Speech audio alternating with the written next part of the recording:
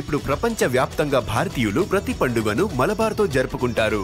ఎందుకంటే మలబార్ అందిస్తుంది అద్భుతమైన అవకాశాన్ని. ఇది మీ పండుగలను మరింత ప్రత్యేకంగా చేస్తుంది. కాబట్టి ఇప్పుడు ఎక్కువ సేవింగ్, ఎక్కువ సంతోషాలు, ఎక్కువ సంబరాలు. ప్రతి పండుగకు మలబార్ గోల్డ్ అండ్ డైమండ్స్. కర్ణాటకలో రాజకీయాలు ఆర్ఎస్ఎస్ చుట్టూ తిరుగుతుంటాయి. అక్కడ సంఘ్ బలంగా ఉంది. సౌత్లో బీజేపీ అధికారంలోకి వచ్చిన రాష్ట్రం కూడా కర్ణాటకనే. ఇప్పుడు కన్నడ నాట సంఘ్కు సంబంధించి ఓ బిగ్ అప్డేట్ తెరపైకొచ్చింది. అది కాంట్రవర్సీ కూడా అవుతుంది. అదేంటంటే ఆర్ఎస్ఎస్ శాఖలకు స్థలాలు ఇవ్వొద్దు, యువతలో నెగిటివ్ థాట్స్ నింపుతున్నారంటూ బ్యాన్ చేయాలన్న ఆలోచనలో కర్ణాటక ప్రభుత్వం ఉండడమే.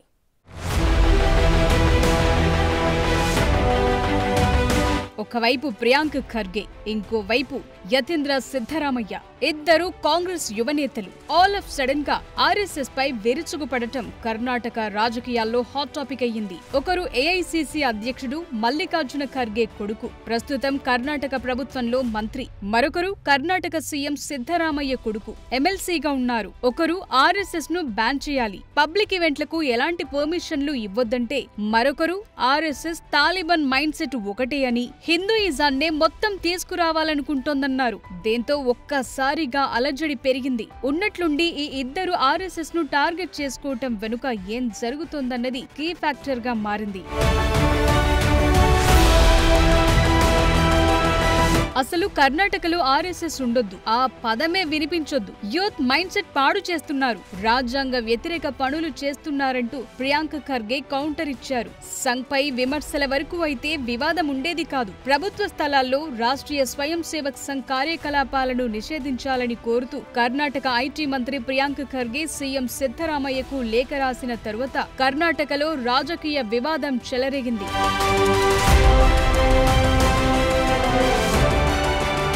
లేఖలో ఏముందంటే, ప్రభుత్వ పాఠశాలలు, ఆట స్థలాలు, దేవాలయాల్లో సంఘ్ శాఖలు సమావేశాలను నిర్వహించడం ద్వారా పిల్లలు, యువతలో విభజన ఆలోచనలను ఆర్ఎస్ఎస్ వ్యాపింపచేస్తోందని ఆరోపించారు. అలాంటి కార్యక్రమాలు రాజ్యాంగ విరుద్ధమని, జాతీయ ఐక్యత స్ఫూర్తికి వ్యతిరేకమన్నారు. వాటిని పూర్తిగా బ్యాన్ చేయాలని స్వరం పెంచుతున్నారు. పోలీసుల అనుమతి లేకుండా జరిగే సంఘ్ శాఖల్లో దండ ఉపయోగిస్తారని, కర్రసాములుంటాయని, పిల్లలు, యువతపై చెడు ప్రభావాన్ని చూపుతాయన్నారు ప్రియాంక ఖర్గే. అందుకే ప్రభుత్వ గ్రౌండ్లలో బైఠక్ అను, సాంఘిక్ అను ఏ సమావేశం పెట్టినా ఆర్ఎస్ఎస్ కార్యకలాపాలను నిషేధించాలన్నారు. ఆ దిశగానే కర్ణాటకలో కథ ముందుకెళ్లింది. సర్కార్ కూడా సంఘ్ కార్యకలాపాలపై అడుగు ముందుకేస్తోంది.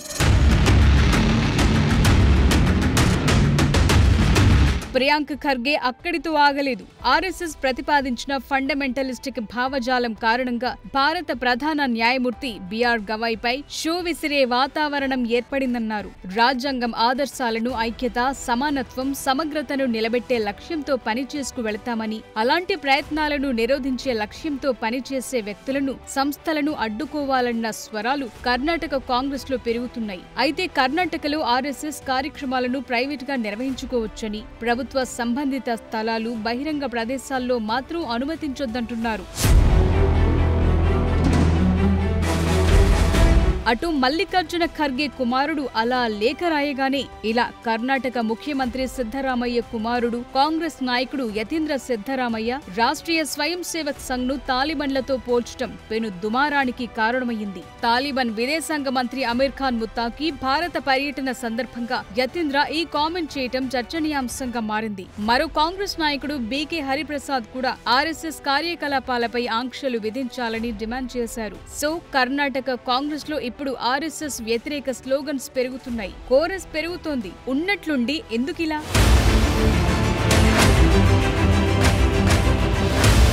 సంఘ్ పై కాంగ్రెస్ నేతలు ఇంతలా ఫైర్ అవుతుంటే బీజేపీ ఊరుకుంటుందా? గట్టిగానే కౌంటర్లిస్తోంది. ఆర్ఎస్ఎస్ నేపథ్యం, ఆ సంస్థ నిర్వహిస్తున్న కార్యకలాపాలు తెలియని వారు మాత్రమే ఇలాంటి కామెంట్స్ చేస్తారని కర్ణాటక బీజేపీ అధ్యక్షుడు బివై విజయేంద్ర కౌంటర్ ఇచ్చారు. బాధ్యతాయుతమైన పదవిలో ఉన్న ప్రియాంక ఖర్గే రాసిన లేఖ ఆయన మూర్ఖత్వాన్ని ప్రదర్శిస్తుందన్నారు. కాంగ్రెస్ 2-3 సార్లు ఆర్ఎస్ఎస్ ను నిషేధించిందని, కానీ తరువాత ఆ నిషేధాలను ఉపసంహరించుకుందని విజయేంద్ర అన్నారు. మరి తప్పు లేకపోతే బ్యాన్ ఎందుకు ఎత్తేశారని క్వశ్చన్ చేశారు. ఆర్ఎస్ఎస్ వ్యతిరేక కామెంట్లన్నీ పదవులు కాపాడుకునేందుకు, గాంధీ కుటుంబాన్ని సంతృప్తిపరచడమే లక్ష్యంగా ఉన్నాయంటోంది బీజేపీ. ఈ డైలాగ్ వార్ సందర్భంగా కర్ణాటక బీజేపీ మల్లికార్జున ఖర్గేకు సంబంధించి ఓ ఫోటో షేర్ చేసింది. ఈ ఫోటో 2002 నాటిది. ఇందులో మల్లికార్జున ఖర్గే ఉన్నారు. బెంగళూరులోని నాగవారాలో జరిగిన ఆర్ఎస్ఎస్ కార్యక్రమానికి మల్లికార్జున ఖర్గే హాజరైన ఈ పాత ఫోటోను షేర్ చేసింది బీజేపీ. 2002లో కర్ణాటక హోంమంత్రిగా ఉన్నప్పుడు వెళ్లిన సీన్ ను ఎగ్జాంపుల్ గా చూపింది. మీ నాన్న స్వయంగా ఆర్ఎస్ఎస్ క్యాంపును సందర్శించి ఆర్ఎస్ఎస్ సామాజిక సేవ కార్యకలాపాలను అభినందించి పూర్తి సహకారాన్ని అందిస్తే ఇవాళ మీరు కాంగ్రెస్ హైకమాండ్ ను ఆకర్షించేందుకు షో చేస్తున్నారా అని ప్రియాంక ఖర్గేను ఉద్దేశించి కామెంట్ పెట్టింది. అయితే ఈ పోస్టుపై ప్రియాంక ఖర్గే రియాక్ట్ అయ్యారు. బీజేపీ వాదన తప్పుడు ప్రచారమని కొట్టిపారేశారు. శాంతి భద్రతలకు భంగం కలిగించకుండా ప్రజలను హెచ్చరించడానికి తన తండ్రి అప్పటి పోలీస్ కమిషనర్ సాంగ్లియానాతో కలిసి ఆర్ఎస్ఎస్ క్యాంప్ సైట్ దగ్గరకు వెళ్లారని పోస్టు పెట్టారు. దేశ చట్టానికి కట్టుబడి ఉండాలి లేదా పరిణామాలను ఎదుర్కోవటానికి సిద్ధంగా ఉండాలని మల్లికార్జున ఖర్గే స్పష్టం చేశారన్న మాటల్ని గుర్తు చేశారు. సో మొత్తంగా కర్ణాటకలో ఇప్పుడు ఆర్ఎస్ఎస్ కేంద్రంగా సరికొత్త పొలిటికల్ గేమ్ సడన్ గా కనిపించడం ఆసక్తికరంగా మారింది. అటు ఖర్గే కుమారుడు ఇటు సిద్ధరామయ్య కుమారులిద్దరూ సంకు వ్యతిరేకంగా ఒకేసారి రాగమెత్తుకోవటంతో తెర వెనుక ఏం జరిగి ఉంటుందా అన్న చర్చ జరుగుతోంది.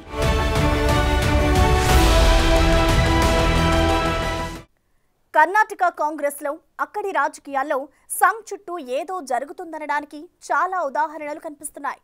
ఇప్పుడు సంఘ్ను నిలువరించాలని ప్రియాంక ఖర్గే, యతీంద్ర సిద్ధరామయ్య డిమాండ్ చేయడం ఒకవైపు, అటు చూస్తే డీకే శివకుమార్ సాక్షాత్తు అసెంబ్లీలో సంఘ్ గీతం పాడడం ఇవన్నీ హాట్ డిబేట్ కు కారణమవుతున్నాయి.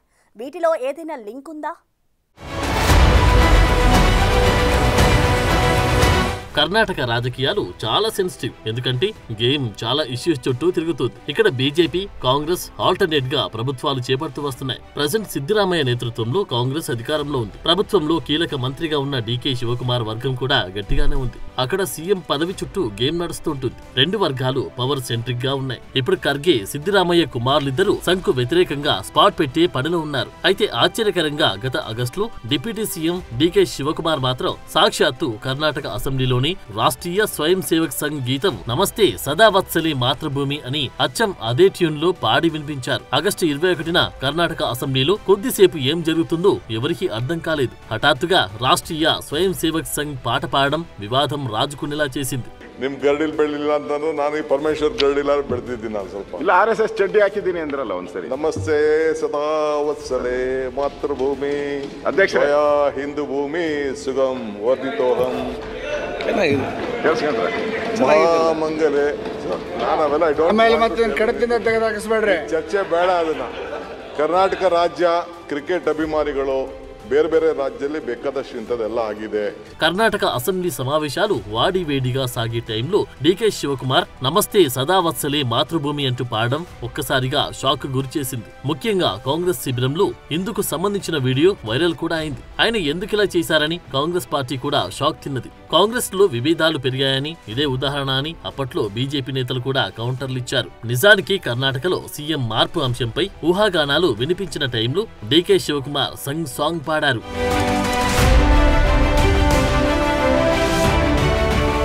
అయితే కొద్ది రోజుల తర్వాత డీకే క్లాట్ ఇచ్చారు. బీజేపీని విమర్శించేందుకే తాను ఆ పాట పాడనన్నారు. కానీ కొందరు దీని ద్వారా రాజకీయ లబ్ధి పొందాలని అనుకుంటున్నారని, ప్రజల్లో గందరగోళం సృష్టించాలని చూస్తున్నారన్నారు. తాను ఎవరి మనోభావాలు దెబ్బతీయాలని అనుకోవడం లేదని, ఈ వ్యవహారంతో ఎవరైనా బాధపడి ఉంటే అందుకు చింతిస్తున్నాను అని చెప్పి సరిపెట్టారు. గాంధీ కుటుంబం కాంగ్రెస్ పార్టీపై తనకున్న నిబద్ధత తిరుగులేనిదని చెప్పుకున్నారు. తాను కాంగ్రెస్ వ్యక్తిగానే జన్మించానని, అలాగే మరణిస్తానన్నారు. గాంధీ కుటుంబం తనకు దైవంతో సమానమని చెప్పుకొచ్చారు.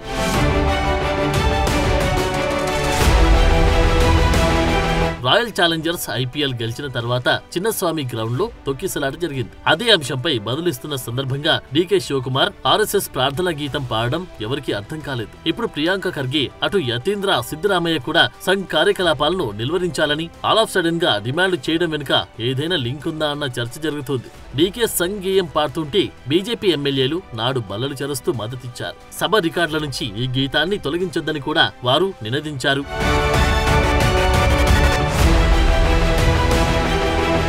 కర్ణాటక కాంగ్రెస్ లో ఏదైనా జరుగుతుంది. డీకే శివకుమార్ ఇలా వ్యవహరించడం ఇదే తొలిసారి కాదు. గతంలో అమిత్ షాతో కలిసి సమావేశంలో పాల్గొనడం, కుంభమేళాకు కాంగ్రెస్ నేతలు ఎవరు వెళ్లకపోయినా పుణ్యస్నానానికి వెళ్లడం, ప్రధాని మోడీతో ఢిల్లీలో భేటీలు, యడ్యూరప్పతో తరచూ మంతనాలు, ఆర్ఎస్ఎస్ గీతం పాడడం ఇలాంటివన్నీ హైకమాండ్ కు వ్యతిరేక సిగ్నల్స్ అని అప్పట్లో కర్ణాటక కాంగ్రెస్ లో జోరుగా చర్చ జరిగింది. అయితే ఇందులో డీకే శివకుమార్ స్ట్రాటజీ ఉందన్నారు. సీఎం మార్పు మ్యాటర్ తెరపైకి వచ్చినప్పుడు, తనపై పార్టీలో వ్యతిరేకత పెరిగినప్పుడు బీజేపీలో తనకు మంచి అవకాశాలున్నాయన్న సిగ్నల్స్ పంపుతారన్న చర్చ ఉంది. ఇప్పుడు ప్రియాంక ఖర్గే, యతీంద్ర సిద్దిరామయ్య సంఘ్ వ్యతిరేక కామెంట్లతో మరో చర్చకు తెరలేపారు. ఇది కౌంటర్ స్ట్రాటజీనా లేక మరేదైనా ఉందా?